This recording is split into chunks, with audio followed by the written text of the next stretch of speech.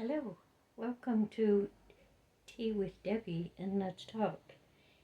And I think today the subject that I would like to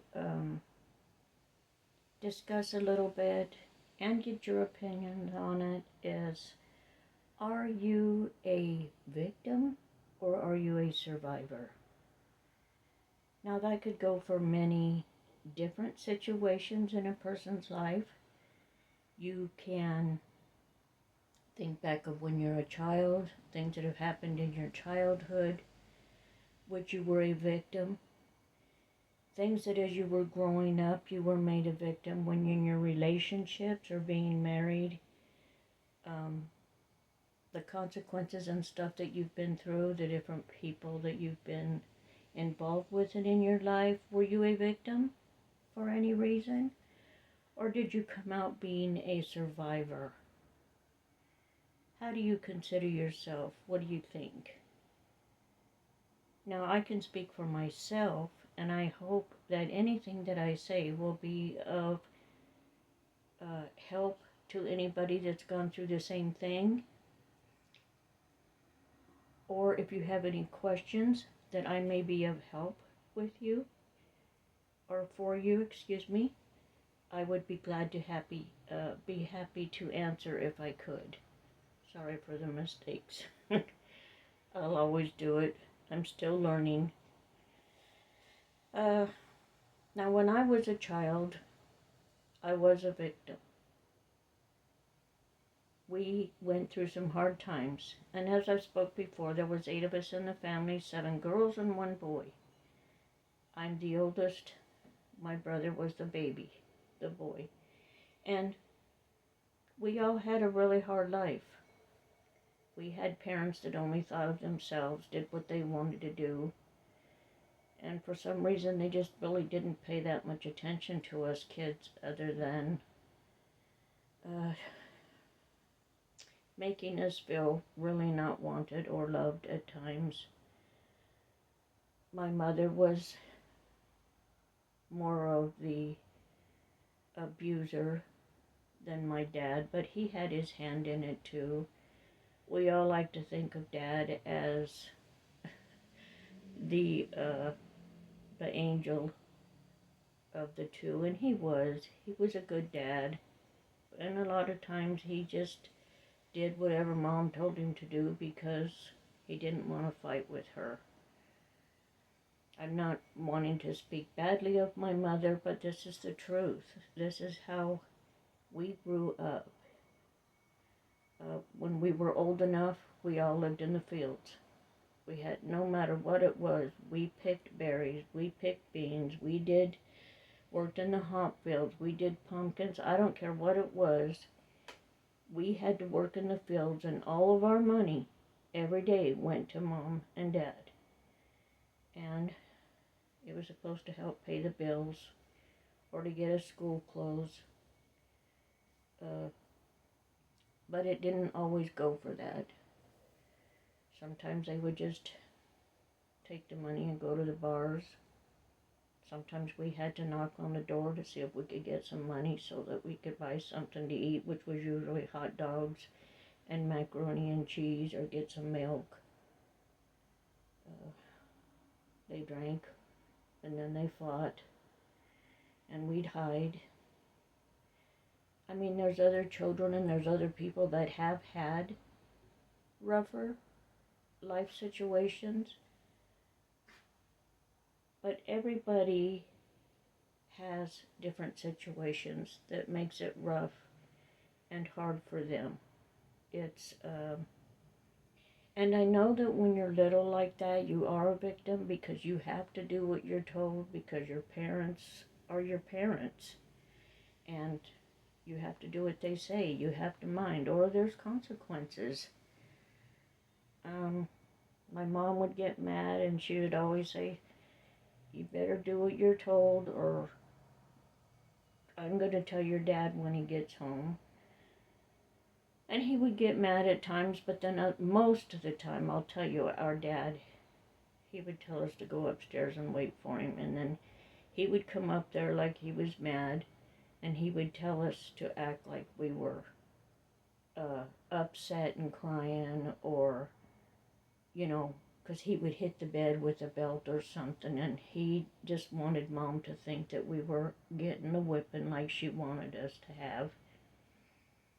So he kind of was our savior, and he showed us a lot of attention.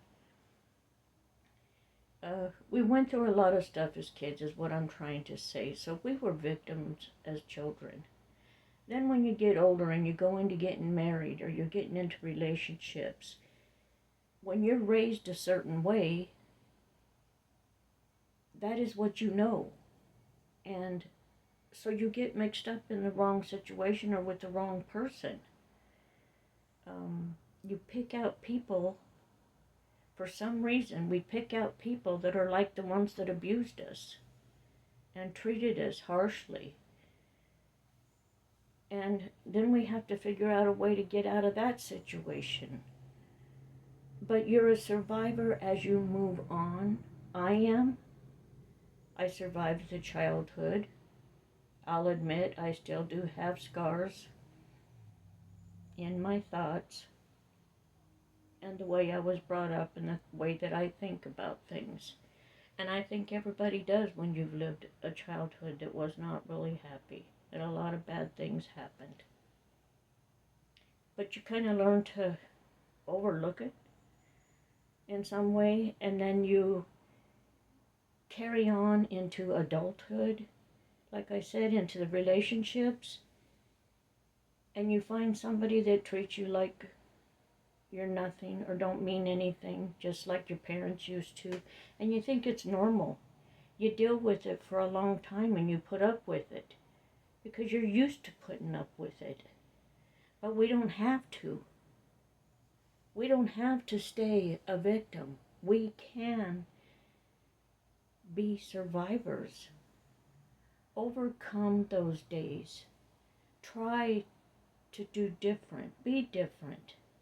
Somewhere along the line in the family, somebody has to break the chain of all that stuff that's going on. And a lot of our problems extend way back to our ancestors.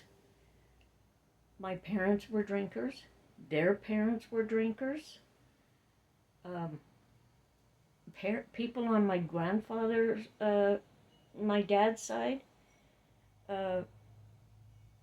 relatives on his mom and dad's side, they fought and they argued and they drank, and it just all went down. And even people on my mom's side, they were from England, and my mother's from England, and they're just different. I don't know how to explain that. But they just are different, and they're different with their kids. And her mother put her in a Catholic school, and the nuns were mean to her, and they would slap her hands, and they left her there. But they kept the boys at home. They just didn't want her. And when we were little and around my mother's parents, they would make us go to catechism school. I didn't like it. None of us liked it. We did not want to go to catechism school. We were baptized Catholic, but I do not follow Catholic at all. Don't like it. I never will. I am a Christian, and I believe in God in my own way, in my heart, and the way that I believe. I know that my God is there. I know He has saved my life several times, and I have seen God. When I really needed Him, He stood before me with His hands out, and I could see His hands, and I could see His robe draping down, the white robe, and He was letting me know that it was going to be okay. I was going to be all right, and my children were going to be all right. And I didn't have to cry anymore and to quit worrying. And after my prayer and I seen Him and He talked to me, I swear, everything went away. Everything, all my hurt feelings, all my sadness, it just went away. It stopped. I couldn't believe it. And everything did turn out okay for the situation that was going on. It was something that was happening with my husband and the law, and me and the kids being stranded in Alaska. So it worked out. We were fine. Everything went well, and I'm thankful, and I thank God every day for helping me and helping my children and my family. But like I said, I'm getting a little bit off the point here. You grow up, you do things different. Try to watch self-help movies, programs, videos, read books. I have read books. I have watched videos. I try to learn about myself and what I've had to go through and how to stop thinking certain ways, how to think more positive, not to be so negative, how to be forgiving, and how to love.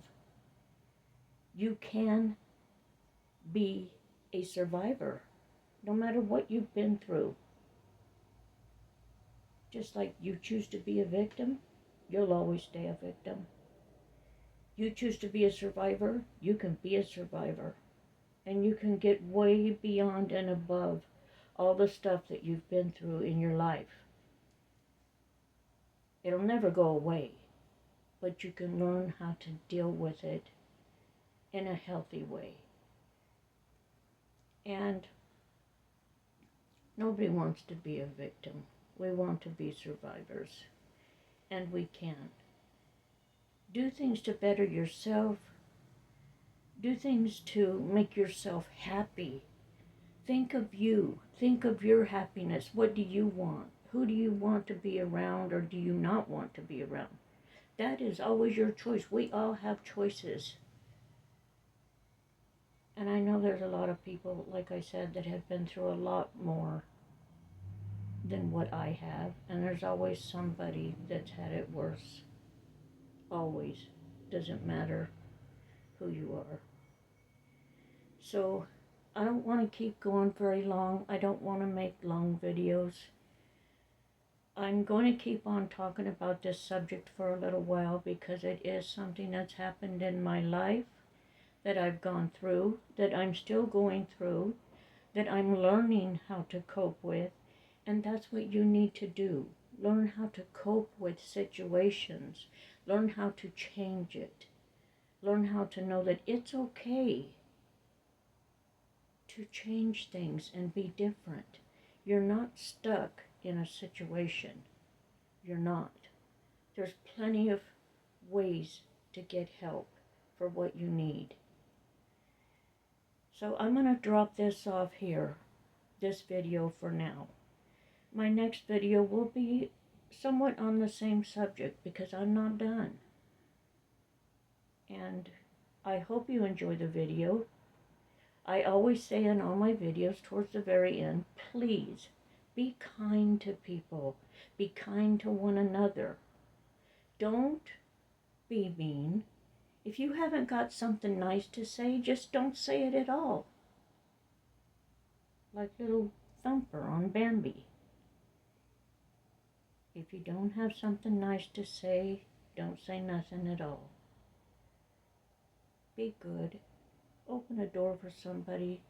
Being nice and kind to somebody not only does your heart good, really, the dopamine that comes from the positive energy that you're giving out is good for you, as well as the person that you're talking to. Show respect, give respect. And no, I'm not saying to take people's ugliness and stuff, because no one has to do that. But just, you don't have to be ugly and mean back, because that's the way that they are. Be who you are. Be nice. Show the love.